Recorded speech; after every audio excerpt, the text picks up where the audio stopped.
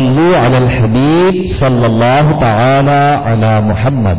یاد رہے مدنی چینل پر ٹیلی کاسٹ کیے جانے والے سلسلے مختلف مواقع کے مناظر اور آواز کی مکسنگ کے ساتھ پیش کیے جاتے ہیں۔ صلو علی الحبیب صلی اللہ تعالی علی محمد۔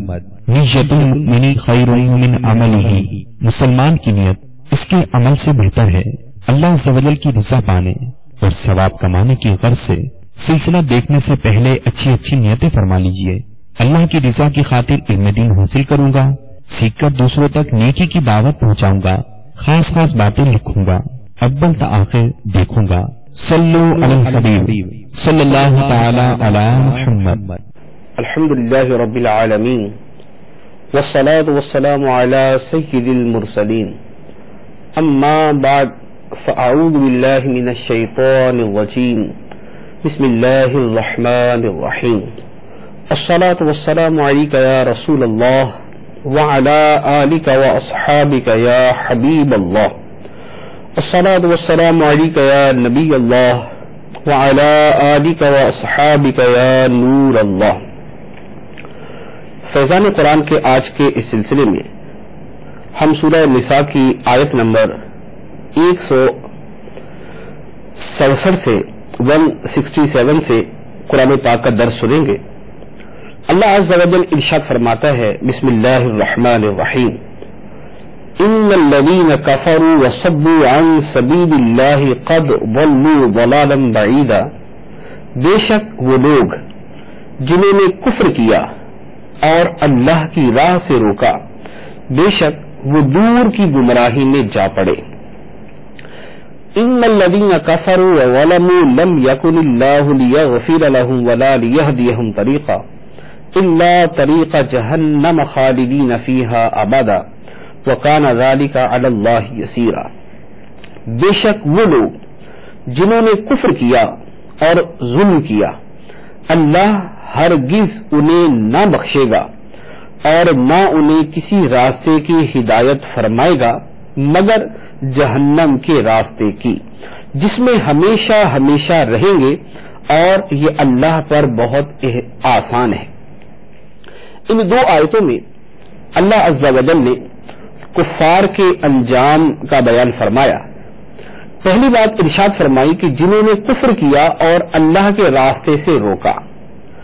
یہاں پر آیت مبارکہ کا جو شان نزول ہے اور جس سیاق و سباق میں یہ کلام چل رہا ہے، اس حوالے سے تو یہاں پر یہ بیان یہودیوں کے بارے میں ہے کہ سرکار دو عالم صلی اللہ تعالی علیہ وآلہ وسلم کی نبوت کا انکار بھی کیا اور تاجدار انبیاء صلی اللہ تعالی علیہ وآلہ وسلم کی نعت و صفت کو چھپا کر لوگوں کو راہ ہدایت سے روکا، تو فرمایا کہ یہ دور کی گمراہی میں جا پڑے۔ اور وہ لوگ کہ جنہوں نے یہ کام کیے کہ کفر اختیار کیا حالانکہ حقانیت کو وہ جانتے تھے اور اپنی کتابوں میں پڑھ چکے تھے، تو فرمایا کہ اللہ تعالیٰ ان کی مغفرت نہ فرمائے گا اور نہ انہیں کسی راستے کی ہدایت دے گا سوائے جہنم کے راستے کی، کیونکہ انہوں نے اپنے اعمال اپنی کرتوتوں کی وجہ سے قصداً یہ راستہ اختیار کیا، تو فرمایا کہ اللہ تعالیٰ انہیں ہدایت کا راستہ نہ دے گا۔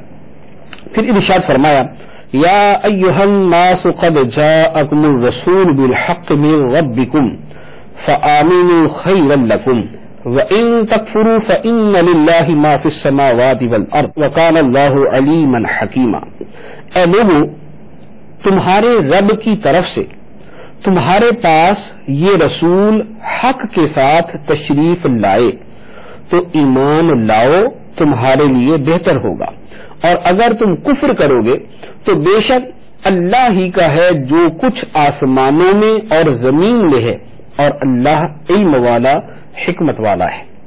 اس آیت مبارکہ میں تمام بنی نوع انسان کو ایک عظیم خوشخبری سنائی گئی اور ارشاد فرمایا، یا ایھا الناس، اے لوگوں، تمام تر لوگوں کو یہاں مخاطب کیا گیا اور فرمایا، قد جاءکم الرسول بالحق من ربکم، بے شک تمہارے پاس تمہارے رب کی طرف سے حق کے ساتھ رسول تشریف لیا. اللہ کے رسول سرکار دو عالم نور مجسم صلی اللہ تعالی علیہ وآلہ وسلم کی ذات مبارکہ تمہارے پاس تشریف لے آئی تو فرمایا کہ فآمنوا خیر لکم، تم ایمان لاؤ یہ تمہارے لیے بہتر ہوگا.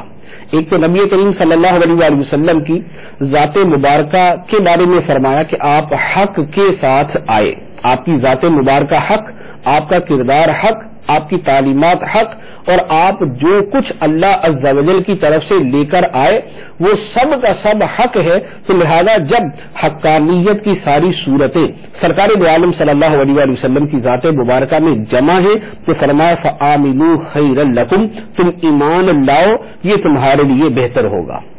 اور اگر تم کفر کرو وَإِن تَكْفُرُوا، اور اگر تم کفر کرو فَإِنَّ لِلَّهِ مَا فِي السَّمَاوَاتِ وَالْأَرْضِ، تو آسمان و زمین میں جو کچھ ہے وہ سب اللہ عز و جل کا ہے. مراد یہ ہے کہ اگر تم کفر اختیار کرتے ہو تو اس سے اللہ عز و جل کا تم کوئی نقصان نہیں کرتے، یا سرکار دو عالم صلی اللہ تعالی علیہ وآلہ وسلم کا تم نقصان نہیں کرتے. اللہ تبارک و تعالی خود مالک کل ہے، خالق کل ہے، اور اپنے حبیب صلی اللہ علیہ وآلہ وسلم کو سراپا حقانیت بنایا. لہذا تمہارا ایمان لانا تمہارے لیے نفع بخش ہے، اللہ عز و جل کے لیے اس کا کوئی فائدہ نہیں. پھر ارشاد فرمایا یا اہل الکتاب لا تغلوا فی دینکم ولا تقولوا علی اللہ الا الحق انما المسیح عیسی ابن مریم رسول اللہ وکلمتہ القاها الى مریم وروح منه فآمنوا بالله ورسله ولا تقولوا ثلاثة انتهوا خيرا لكم انما الله اله واحد سبحانه ان يكون له ولد له ما في السماوات وما في الارض وكفى بالله وكيلا. اے کتاب والو، اپنے دین میں حد سے نہ بڑھو اور اللہ پر سچ کے سوا کوئی بات نہ کہو. بے شک مسیح مریم کا بیٹا عیسیٰ صرف اللہ کا رسول اور اس کا ایک کلمہ ہے جو اس نے مریم کی طرف بھیجا، اور اس کی طرف سے ایک خاص روح ہے. تو اللہ اور اس کے رسولوں پر ایمان لاؤ اور نہ کہو کہ معبود تین ہیں، اس سے باز رہو یہ تمہارے لیے بہتر ہے. صرف اللہ ہی ایک معبود ہے، وہ پاک ہے اس سے کہ اس کی کوئی اولاد ہو. اسی کا ہے جو کچھ آسمانوں میں اور جو کچھ زمین میں ہے، اور اللہ کافی کارساز ہے. اس آیت مبارکہ سے پہلے جو آیات مبارکہ گزری جن کی ہم نے تفسیر بیان کی، ان آیات مبارکہ میں اللہ عز و جل نے یہودیوں کے اعتقاد اور ان کے عمل کے بارے میں بیان فرمایا تھا. جو ان کی اعتقادی خرابیاں تھیں وہ بیان کی، اور اس کے بعد پھر جو ان کی عملی خرابیاں تھیں وہ بیان کی. ان کا چیپٹر مکمل ہونے کے بعد اب یہاں سے اللہ عز و جل نے عیسائیوں کے بارے میں ان کی اعتقادی خرابیوں کے بارے میں بیان فرمایا. تو ارشاد فرمایا سب سے پہلے تو اہل کتاب کو مخاطب کیا، ان کو مخاطب کر کے فرمایا یا اہل الکتاب لا تغلوا فی دینکم، اے اہل کتاب اپنے دین میں حد سے نہ بڑھو، ولا تقولوا علی اللہ الا الحق، اور اللہ پر سچ کے سوا کوئی بات نہ کہو. دو باتیں ارشاد فرمائی، ایک تو دین کے اندر غلو نہ کرو، دین کے اندر حد سے نہ بڑھو، اور دوسری بات ارشاد فرمائی کہ اللہ پر سچ کے سوا کچھ نہ کہو. عیسائیوں کے اندر بنیادی طور پر 4 فرقے تھے، جو بڑے ان کے 4 فرقے تھے، پھر آگے ان کی مزید شاخیں نکلی ہوئی تھی. ان 4 فرقوں کے 2 عقیدے تھے. ایک فرقے کا عقیدہ یہ تھا کہ حضرت عیسیٰ علیہ الصلاۃ والسلام بذات خود خدا ہے. یہ عقیدہ جو ہے یہ عقیدہ عیسائیوں کے فرقے یعقوبیہ اور ملکانیہ کا تھا. عیسائیوں کا ایک دوسرا فرقہ تھا جس کا نام تھا نستوریہ. نستوریہ فرقہ حضرت عیسیٰ علیہ الصلاۃ والسلام کو خدا کا بیٹا کہتا تھا. اور تیسرا فرقہ تھا مرقوسیہ. مرقوسیہ فرقہ یہ کہتا تھا کہ وہ 3 میں سے تیسرے ہیں، حضرت عیسیٰ علیہ الصلاۃ والسلام 3 میں سے تیسرے ہیں. اب یہ 3 میں سے تیسرے ہیں، اس کا کیا مطلب تھا؟ تو اس عقیدے کی وضاحت کے اندر بھی ان کا آپس میں اختلاف تھا. اور آج کل کے جو عیسائی ہیں ان کا سب سے زیادہ زور جو ہے وہ اسی عقیدے کے اوپر ہوتا ہے، اور اسی کو وہ آج تک جو ہے وہ وضاحت کرنے کی کوششیں کرتے رہتے ہیں کہ 3 ایک ہے اور 1 3 ہے، تو اب وہ اسی کے الجھن اور اسی کے اندر جو ہے وہ گھومتے رہتے ہیں. تو اب یہ جو 3 ایک ہے والا عقیدہ تھا اس کے لوگ کہتے تھے، بعض نے کہا کہ اس کا مطلب یہ ہے کہ 3 اقنوم ہیں، 3 وجود ہیں، اور باپ، بیٹا، روح القدس، یہ 3 ہیں. باپ سے ذات مراد ہے، بیٹے سے حضرت عیسیٰ علیہ الصلوۃ والسلام، اور روح القدس سے ان میں حلول کرنے والی حیات مراد لیتے تھے. گویا کہ ان کے نزدیک معبود 3 تھے اور ان 3 معبودوں کو وہ ایک بتاتے تھے. بعض کہتے کہ حضرت عیسیٰ علیہ الصلوۃ والسلام ناسوتیت اور الوہیت کے جامع تھے. ناسوتیت یعنی انسانیت اور الوہیت یعنی خدائی، اس کے جامع تھے. ناسوتیت ان میں حضرت مریم رضی اللہ تعالی عنہ کی طرف سے آئی اور الوہیت ان میں اللہ عز و جل کی طرف سے آئی. تو اس طرح کے جو ان کے عقیدے تھے اللہ تبارک و تعالی نے قرآن پاک میں اس کا بار بار رد کیا، اور یہاں آیت مبارکہ کے اندر اسی کے بارے میں فرمایا. اور یہ جو 3 فرقے یہاں پر ان کے گنوائے گئے اور 3 عقیدے ان کے گنوائے گئے، ان سب کا رد کیا. پہلے فرمایا، اجمالی طور پر ارشاد فرما دیا، وَلَا تَقُولُوا عَلَى اللَّهِ إِلَّا الْحَقَّ، اللہ پر سچ کے سوا کچھ نہ کہو.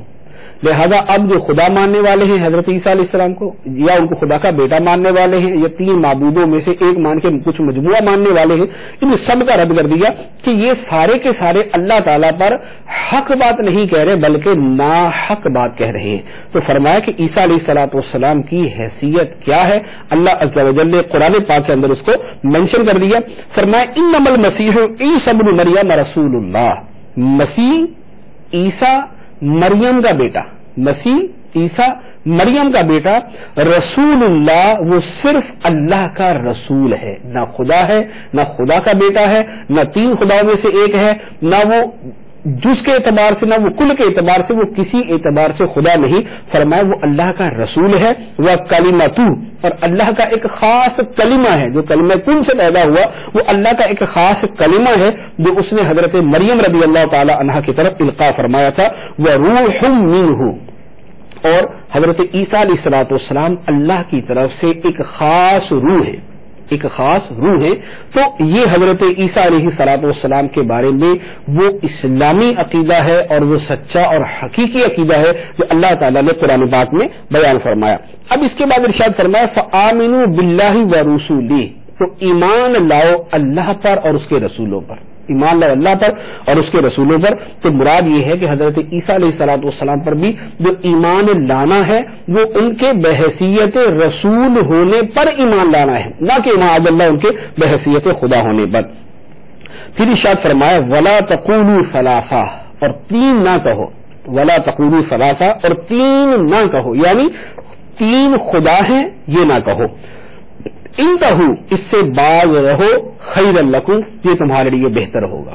یہ 3 کہنے سے باز رہو، یہ تمہارے لیے بہتر ہوگا. یہ رد ہو گیا اس عقیدے کا جس عقیدے میں یہ تھا کہ خدا 3 ہے اور حضرت عیسیٰ علیہ الصلوۃ والسلام ان 3 میں سے ایک ہیں، اس کا رد ہوا. اب اس کے بعد فرمایا انما اللہ الہ واحد، اللہ صرف ایک معبود ہے، اللہ صرف ایک معبود ہے. سبحانہ ان یکون لہ ولد، وہ پاک ہے اس سے کہ اس کی کوئی اولاد ہو. یہ اس عقیدے کا رد ہو گیا جنہوں نے کہا کہ حضرت عیسیٰ علیہ الصلوۃ والسلام اللہ کے بیٹے ہیں. تو اب ولا تقولوا ثلاثہ، یہ اس فرقے کا رد ہوا جس نے کہا تھا کہ خدا 3 ہے. انما اللہ الہ واحد، اللہ صرف ایک معبود ہے، یہ اس عقیدے کا رد ہو گیا جس نے کہا کہ حضرت عیسیٰ علیہ السلام خدا ہے. فرمایا عیسیٰ نہیں بلکہ اللہ ایک معبود ہے. سبحانہ ان یکون لہ ولد، جو اس سے پاک ہے کہ اس کی اولاد ہو، یہ اس عقیدے کا رد ہو گیا جس نے کہا کہ حضرت عیسیٰ علیہ الصلوۃ والسلام خدا کے بیٹے ہیں. اب اللہ عز و جل نے فرمایا لہو ما فی السماوات و ما فی الارض، جو کچھ آسمانوں اور جو کچھ زمینوں میں ہے وہ سارے کا سارا اللہ عز و جل کی ملکیت ہے. اب خواہ وہ حضرت عیسیٰ علیہ الصلوۃ والسلام ہے، خواہ وہ حضرت عیسیٰ علیہ الصلوۃ والسلام کی والدہ ہیں، خواہ وہ جملہ رسل ہے، خواہ وہ آسمان و زمین کی جملہ مخلوقات ہیں، یہ سب کے سب اللہ عز و جل کی ملکیت ہیں. اور جب یہ ساری اشیاء اللہ کی ملکیت ہیں تو ان میں پھر کوئی خدا کیسے ہو سکتا ہے یا کوئی خدا کا شریک کیسے ہو سکتا ہے. اس کے بعد ارشاد فرمایا لن يستنكف المسيح ان يكون عبدا لله ولا الملائكة المقربون ومن يستنكف عن عبادته ويستكبر فسيحشرهم إليه جميعا. نہ تو مسیح اللہ کا بندہ بننے سے کچھ عار کرتا ہے اور نہ مقرب فرشتے، اور جو اللہ کی بندگی سے نفرت اور تکبر کرے تو عنقریب وہ ان سب کو اپنے پاس جمع کرے گا.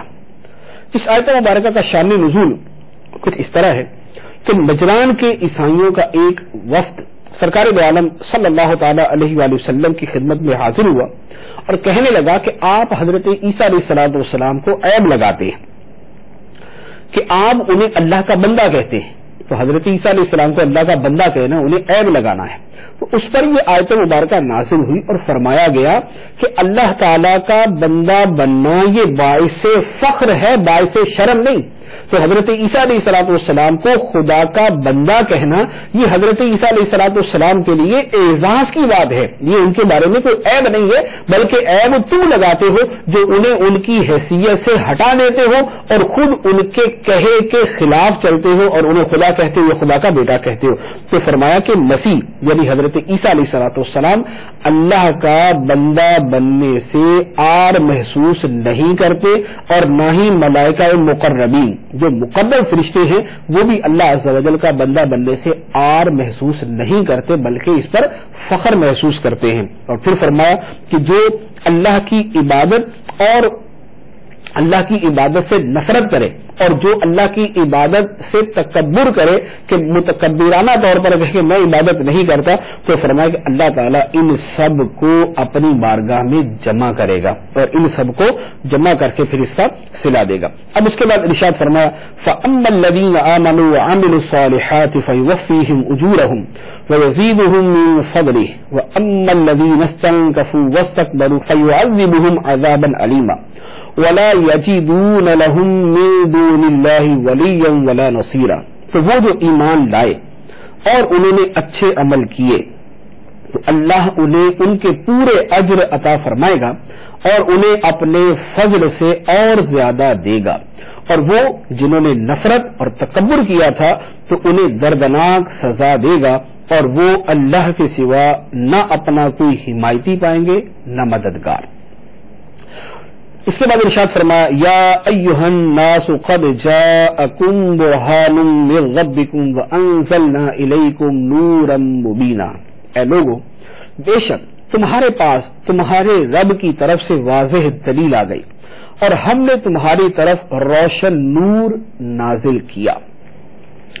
یہاں دوبارہ اللہ عز و جل نے تمام انسانیت کو تمام انسانوں کو مخاطب کیا اور ارشاد فرمایا یا ایھا الناس اے لوگو.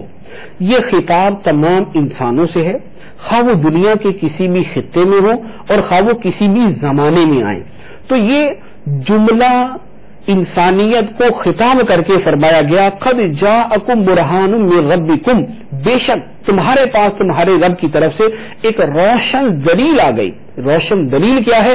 روشن دلیل ہمارے آقا سرکار دو عالم نور مجسم صلی اللہ تعالی علیہ وآلہ وسلم کی ذات مبارکہ ہے جن کی ذات کو اللہ عز و جل نے روشن دلیل بنا کے بھیجا، جو حقانیت کی روشن دلیل ہے، جو اللہ عز و جل کی قدرت اور اللہ عز و جل کی عظمت کی روشن دلیل ہے اور جو خود اپنی نبوت و رسالت کی روشن دلیل ہے. سرکار دو عالم صلی اللہ تعالی علیہ وآلہ وسلم کو اللہ عز و جل نے اپنی روشن دلیل قرار دیا.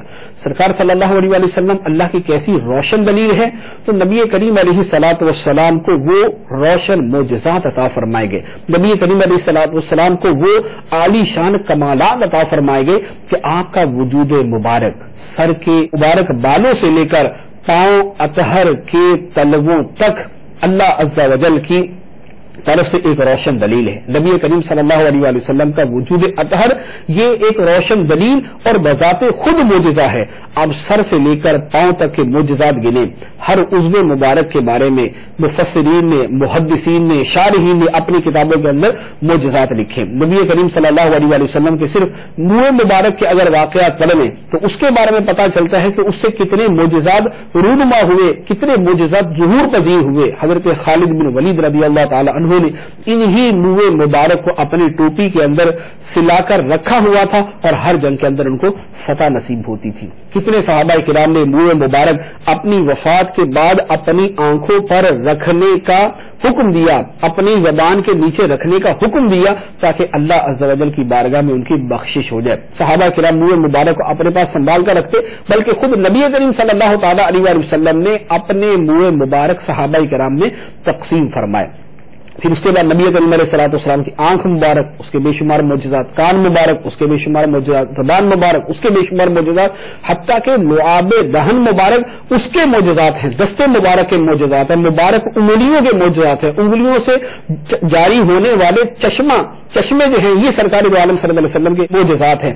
फिर आपका क़ल्ब अतहर, फिर आपका वजूद मुबारक, आपके पांव मुबारक, आपके पांव मुबारक की एक एड़ी से उहुद पहाड़ के जलजले का खत्म हो जाना, तो ये सारी की सारी चीजें सरकार दो आलम सल्लल्लाहु तआला अलैहि वसल्लम की जाते मुबारका के मोजज़ा होने पर दलील है। तो अल्लाह अज़्ज़ व जल इरशाद फरमाता है, या अय्युहन नासु क़द जाअकुम बुरहानुम मिर रब्बिकुम, ए लोगों बेशक तुम्हारे पास तुम्हारे रब की तरफ से रोशन दलील आ गई, वाज़ेह दलील आ गई। व अंज़लना इलैकुम नूरम मुबीना, और हमने तुम्हारी तरफ रोशन नूर नाजिल किया। रोशन नूर कुरान पाक जो सरकार दो आलम सल्लल्लाहु तआला अलैहि वसल्लम के जरिए हमें अता किया गया।